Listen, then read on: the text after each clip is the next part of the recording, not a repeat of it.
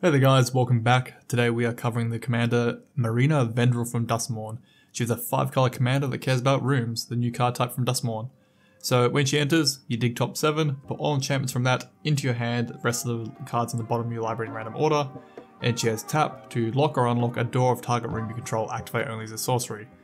Very strong commander in the sense it's all enchantments, doesn't have to be room, so you could have all your enchantment removal, enchantment control, your big combo pieces in the deck you want to build, you can just chuck them in there, she'll get them. And it's on entry, so if you can flicker, blink, make a comeback, whatever, you can get to dig more and more and more.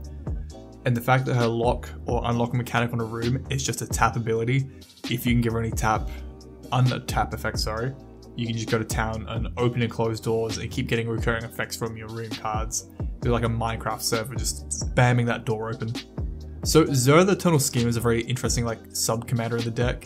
We've seen him before in Amanatu. Gives all your enchantment creatures Death Touch, Lifelink, and Hexproof, but you can permanently turn non-aura enchantments into creatures that base power toughness equal to their CMC. The rooms are one card, a split card with 2 halves, and you're casting one half, and you can cast the other half later on with its own mana cost. So take, for example, Access Maze here. It would be 7 mana if you cast that side, and then Cramped Vents would be 4 CMC. But when you've got both sides active, your combined CMC is 11, because it's still the one card, but it's going to have the 2 active parts. So Zoe works pretty good with the room cards in this area. Sigil Empty Throne and Archon Sun's Grace are just our army generation. Every time we have enchantments enter, we get tokens. Starfield and Nyx works a little bit like Zoe, where they turn online our non-aura enchantments become creatures, with their power toughness equal to their CMC, so really powerful for the rooms. The Master of Keys is a great way for her to play our enchantments from our graveyard, gives them all escape, good in the mid-late game after we've lost a few. Alright, the rooms themselves, probably the big main one and a win condition for this deck in addition would be Central Elevator and the Promising Stairs. Central Elevator, when you unlock it, you can search the library for another room card that doesn't have the same name as the room you control, reveal, put into your hand. Great in Commander because, no duplicate names. The Promising Stairs, picking up keep, you survive 1. You win the game if there are 8 or more different names among unlocked doors of rooms you control. So remember, every room has 2 doors, so you can just unlock away. If you have 4 fully unlocked cards, you can win the game off that. Bit of a mana investment, but with your commander it's still pretty easy because she bypasses that mana cost. So I've got 14 here, I think, off the top of my head, and they're the ones I just like the most, or they feel like the better of the bunch. General, because they're a split card with 2 halves, they're not as strong and they're a bit more cut down.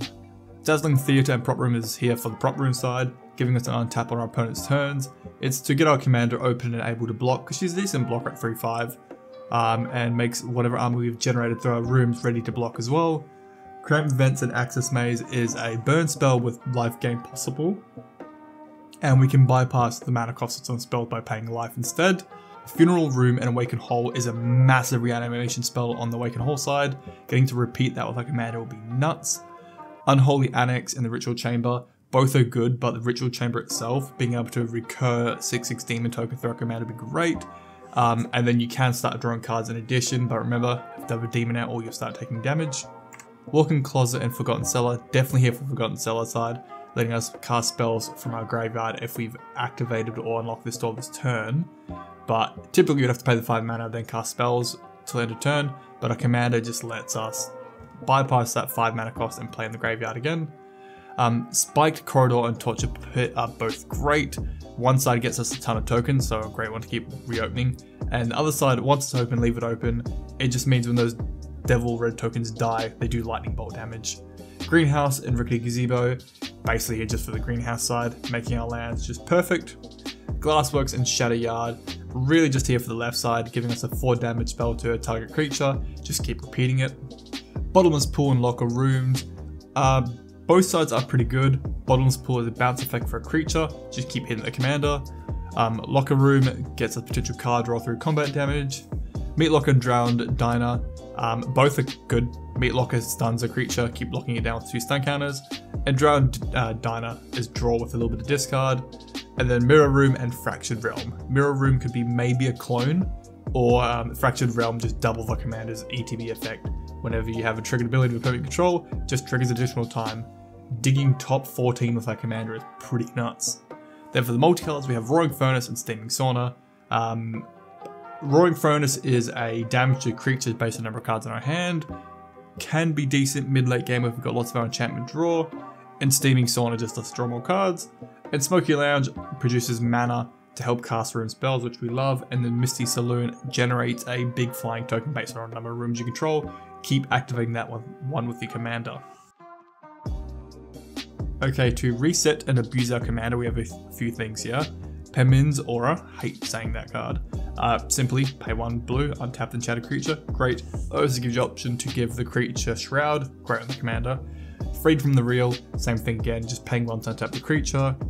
Trigger Alarm works great in a 4-player game, just lots of creatures entering our commander probably gets to untap a few times. Or if we're generating a room that can make tokens, even better. 1000 Year Elixir lets our commander activate straight away with haste, and it can untap our commander 1 time. Petar's Seal produces mana, and we can use it to untap our commander if we need. In Thusser the Deep Dwelling, she's here to flicker/blink our commander at the end of our turn, so we get to dig another top 7. And then we've got a little 1 mana white reset effect here. Reset our commander twice, and digging another 14 cards with its rebound. Supporting cards to the deck, I love Smothering Tithe. It's becoming quite a staple in a lot of commander decks. I do hate how expensive, but room cards are pretty expensive if your commanders are online, so having the treasure tokens would help. Victor, he works really well in this commander because his Eerie is based on enchantments entering or completing rooms fully. So first time you get to Surveil 2, second time each opponent discards a card, third time you just steal a creature from a graveyard straight into your battlefield. You're aiming for that third time effect. He's a cheap body with a really strong 3rd tier ability. Redress Freight is just our big reanimation spell for our enchantments. Idyllic Tutor, just get any enchantment you want, put it to your hand. Probably going to get that Elevator so we can get our win condition and get more rooms out of our deck, to be honest. Or you could go and get a removal spell if you need to. Fear of Sleep Paralysis is a pretty fun card. Its Eerie is based off enchantments entering the battlefield, fully unlocking rooms, or himself coming to play. You get to put stun counters on things, and stun counters can't be removed. Kind of fun, so long as he stays around though, things stay offline forever. For a little bit of protection, Destiny Spinner sends our enchantments and creatures can't be countered. Great for our commander and our entire game plan, really. Sterling Grove gives all our other enchantments Shroud, plus you can sack it to go and search library for another enchantment. Probably again getting win condition. Sphere of Safety and Ghostly Prison just stop people attacking us. We have a lot of enchantments. Sphere of Safety is really strong. Lightning Greaves and Mithril Coat are just here to protect our commander because we really need her for this deck to work. Enchantment Draw is really strong. I've tried to keep it just to 4 here. Eidolon the Blossoms is a little bit more mana intensive, but she's just based on entry, not casting. The Enchantress Presence, the hand, and the Mesa here all care about when you cast an enchantment, draw a card. Onto removal, Doomwake Giant, we are an enchantment based deck. Of course he's going to be here, just keep our opponent's creatures weak or dead. Path to Exile, Swords of Plowshare, and Anguish Unmaking are our exile targeted removal, quick and easy. We have a lot of the enchantment removal because our commander can hit them on the dig top 7, and then we can just keep spamming them out. Of course I've gone for Duxia Mutation, Grasp of Fate, Oblivion Ring, Songs of a Dryad, and Imprison the Moon. I like them because they kind of hit pretty much most threats in the game, they're pretty just all-rounders. For board wipes we have Wrath of God and Blast Act, just cheap easy ones and good staple. The good thing with enchantment based deck, board wipes don't really hit us too hard, unless they're playing Farewell or like a board wipe that actually hits all enchantments. Onto Mana and Ramp. The Naturalist, the Glimmer, and the Pantheon all make our spells a little bit cheaper to cast. The Cloud Key, you name whatever card type you want, it's going to be cheaper. Of course you can name enchantment in this kind of commander. The Weaver produces mana based on the number of enchantments you control in one colour. In a deck like this, that can be a ton of mana. Sylvan Scrying can go and get you any land put into your hand. Will probably be for the World Tree to fix our mana base because the 5 colour commander needs a good colour base. Chromatic Lantern, same effect, fixing our mana base. Command Sphere, just tap for any colour. Timeless Lotus can tap for every colour at once, great for our commander. And of course Sovereign and Arcane Signet, staples. Onto lands, the two that really matter here are Hall of Heliod's Generosity, getting return enchantments from our graveyard at the top of our library, of course we want them back. And the World Tree is just here to fix our land base again. If we have 6 more lands, we can produce any colour from each land. For any colour production, Command Tower, Castanian Cataracts can make all of them at once. The Lair and City of Brass can get us all our colours online when we need to. To keep the mana base cheap, because 5 colour is pretty rough on the budget, I've got all my temples here, getting us all our color combinations to scry 1. I run 7 of the filter lands because 3 of them are pretty pricey for what they are, but they are replaced by the thriving lands to give us options and help filter into. And then I run the 5 original tricolor lands from the Lara block, just a nice budget but getting all the colors online. And we run 1 of each basic.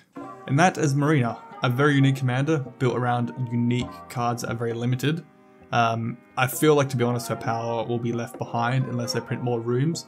But the fact that she just has a strong ETB effect, getting your enchantment, you really can't go wrong. And being able to abuse the room mechanic to get multiple activations without paying the mana cost is pretty good. So hopefully she's a bit more of a fun, flavorful commander for you. Though, if they print rooms in any other set, she'll be looked at greatly. Alright guys, thank you for watching. We are going for 5,000 subs, so I would really consider if you subbed and joined. And leave a like, it helps out the channel a lot. Thank you guys, and have a good one. See ya.